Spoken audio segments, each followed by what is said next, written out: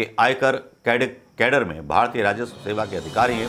उन्हें पहली बार 19 नवंबर 2018 को एक आदेश द्वारा 2 साल की अवधि के लिए ईडी का निदेशक नियुक्त किया गया था। इस बीच कहाँ छापे पड़े, कहाँ नहीं पड़े, आप सबको पता है। किस तरह से हुआ, क्या हुआ, ये आप सबको पता है। सुप्रीम कोर्ट ने सीधे गरिबान पकड़ करके झिझोड़ दिया है मोदी सरकार के उस वकील को जो उसका पक्ष लेने सुप्रीम कोर्ट में पहुंचा था। जी हां, खबर है कि बीते वर्ष नवंबर में केंद्र सरकार ने ईडी निदेशक संजय कुमार मिश्रा का कार्यकाल दायर की एक रिपोर्ट भी छपी थी। कम से कम ऐसे 16 मामले हैं जो सरकार ने कर रखे हैं, जिनकी नियुक्ति पर सवाल उठा रहा है सुप्रीम कोर्ट बार बार। सुप्रीम कोर्ट कांग्रेस नेता रणदीप सुरजेवाला, जय ठाकुर, तृणमूल कांग्रेस सांसद महुआ मोइत्रा व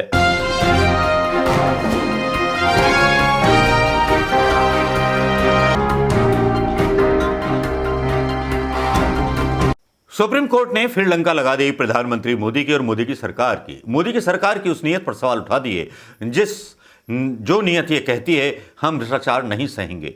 जी हां, वही भ्रष्टाचार और नियुक्तियां और जिस तरह से संस्थाओं का हनन किया जा रहा है, वही चीज आज खुलकर के सामने आई जब सुप्रीम कोर्ट ने एक ऐसा आदेश दिया जिसमें प्रधानमंत्री मोदी समेत पूरे मोदी जी के मंत्रिमंडल और मोदी सरकार पर कालिक पुत गई। जी हां, यूं तो सुप्रीम कोर्ट पहले भी बहुत सारे निर्णय दे चुका है जिसमें प्रधानमंत्री मोदी को मुंह की खानी पड़ी है, जिस पर सवाल पूछने की हिम्मत इस मीडिया की नहीं पड़ी। लेकिन हम भी सवाल पूछें तो क्या, जनता सवाल पूछे तो क्या, ये खबर आप तक पहुंच जाए तो बस इसी में सलामती है कि जो खबर आप तक पहुंचे वो खबर पूरे हिंदुस्तान तक आप फेसबुक, इंस्टाग्राम, ट्विटर में फैला दें। क्योंकि प्रधानमंत्री मोदी जी के आजकल सितारे गर्दिश में मालूम होते हैं, यह अकल भ्रष्ट हो गई है, ऐसा महसूस और या प्रतीत होता है। ईडी निदेशक के तीसरे सेवा विस्तार पर सुप्रीम कोर्ट ने सीधे गरिबान पकड़ करके झिझोड़ दिया है मोदी सरकार के उस वकील को जो उसका पक्ष लेने सुप्रीम कोर्ट में पहुंचा था। जी हां, खबर है कि बीते वर्ष नवंबर में केंद्र सरकार ने ईडी निदेशक संजय कुमार मिश्रा का कार्यकाल तीसरी बार बढ़ाया था, जबकि सुप्रीम कोर्ट पहले ही उन्हें और सेवा विस्तार न देने को कह चुका है।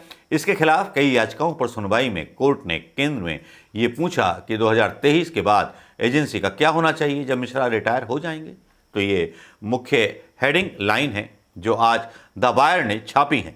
द वायर ने साथ में ये भी खबर छापी है हिंदुस्तान के मुताबिक, और ये भी कहा है कि सुप्रीम कोर्ट ने बुधवार को प्रवर्तन निदेशालय के ईडी के निदेशक संजय कुमार मिश्रा को दिए तीसरे सेवा विस्तार के बारे में केंद्र से सवाल किया और आशय जताया कि क्या कोई एक व्यक्ति इतना जरूरी हो सकता है कि उसका कोई ऑप्शन ही ना हो, उसका कोई असिस्टेंट ही ना हो।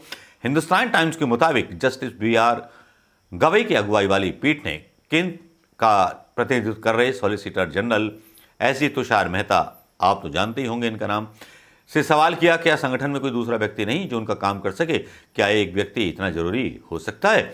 पीठ ने पूछा, आपके मुताबिक ईडी में कोई और व्यक्ति नहीं है जो सक्षम हो। 2023 के बाद एजेंसी का क्या होगा जब वो रिटायर हो जाएंगे। शीर्ष अदालत मिश्रा को 2021 के एक आदेश के बावजूद दिए गए सेवा विस्तार को चुनौती देने वाली याचिकाओं के समूह पर सुनवाई कर रही है। उक्त आदेश में शीर्ष अदालत ने ही कहा था 1984 बैच के भारतीय राजस्व सेवा अधिकारी की नवंबर 2021 से आगे सेवा विस्तार नहीं मिलना चाहिए। मामले पर पेट द्वारा सवालों की झड़ी तब लग गई जब एसजी मेहता ने कहा कि global terror financing watchdog financial action task force द्वारा भारत के पीयर रिव्यू से पहले नेतृत्व में निरंतरता सुनिश्चित करने के लिए विस्तार की आवश्यकता थी। वह रिव्यू इस साल आयोजित होने की उम्मीद है। मेहता ने कहा कि सेवा विस्तार एक विशेष व्यक्ति को पसंद करने के चलते नहीं दिया गया था, बल्कि FATF की समीक्षा के दौरान देश के प्रदर्शन को लेकर चिंता थी, जहां शीर्ष पर बैठे शख्स के लिए मिश्रा जैसे अनुभवी आदमी की जरूरत थी। शीर्ष कौन है आप तो जानते ही हैं, कहां सीधे टिप्पणी कर दी सुप्रीम कोर्ट ने। शीर्ष पर बैठा हुआ व्यक्ति कौन? हमारे साहिब जिल्ले इलाही। आगे बोलते हैं मेहता साहब कि यह किसी एक व्यक्ति विशेष के लिए प्रेम नहीं था, बल्कि मनी लॉन्ड्रिंग रोकथाम अधिनियम के सीमा पार निहितार्थ था। FATF का पीयर रिव्यू 10 वर्षों में एक बार होता है।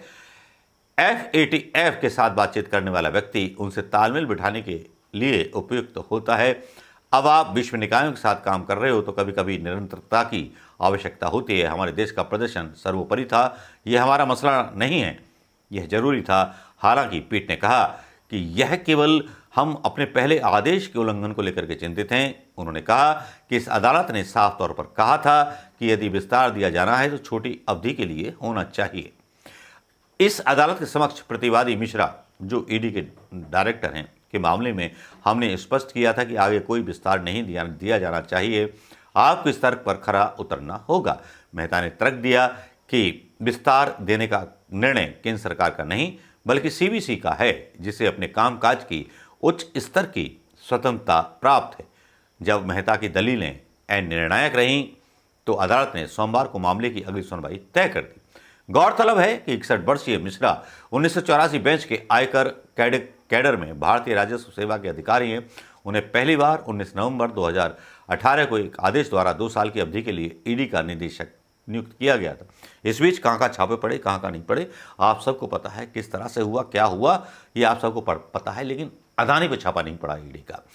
केंद्र के 2020 के इस आदेश को सुप्रीम कोर्ट के समक्ष चुनौती दी गई थी, जिसने विस्तार आदेश को बरकरार रखा था, लेकिन साथ ही यह कहा था कि मिश्रा को आगे कोई विस्तार नहीं दिया जा सकता। जस्टिस एल नागेश्वर राव की अध्यक्षता वाली पीठ ने स्पष्ट किया था, सेवा निवृत्ति की आयु प्राप्त कर चुके अधिकारियों के कार्यकाल का विस्तार दुर्लभ और असाधारण मामलों में किया जाना चाहिए। अदालत ने यह भी स्पष्ट किया कि मिश्रा को आगे कोई सेवा विस्तार नहीं दिया जा सकता है। सरकार ने नवंबर 2021 को 2 अध्यादेश जारी किए, जिसमें कहा गया कि ईडी और सीबीआई के निदेशकों का कार्यकाल अब 2 साल के अनिवार्य कार्यकाल के बाद 3 साल तक बढ़ाया जा सकता है।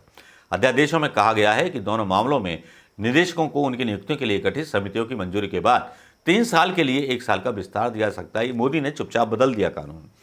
केंद्र ने उन्हें 17 नवंबर 2021 से 17 नवंबर 2022 तक दूसरा विस्तार दिया था। इसके बाद अदालत में याचिका दायर की गई थी। इस रिट याचिका के लंबित रहने के दौरान मिश्रा को 18 नवंबर 2022 से 18 नवंबर 2023 के लिए तीसरा विस्तार दिया गया था। अब इस मामले की सुनवाई आगे होने वाली है। 2020 में उनकी सेवा विस्तार के समय दायर की एक रिपोर्ट भी छपी थी। कम से कम ऐसे 16 मामले हैं जो सरकार ने कर रखे हैं, जिनकी नियुक्ति पर सवाल उठा रहा है सुप्रीम कोर्ट बार बार। सुप्रीम कोर्ट कांग्रेस नेता रणदीप सुरजेवाला, जय ठाकुर, तृणमूल कांग्रेस सांसद महुआ मोइत्रा व अन्यों की याचिका पर सुनवाई कर रहा है। अब देखना होगा कि ईडी के मामले में जिस तरह से थप्पड़ मोदी सरकार पर पड़ा है, इनडायरेक्टली मोदी का नाम लिया है सुप्रीम कोर्ट ने, तो ये कितना बड़ा झटका मोदी के लिए होने वाला है। इस खबर के साथ लगता है कि प्रधानमंत्री मोदी के बुरे दिन शुरू हो गए। नमस्कार, जय हिंद दोस्तों।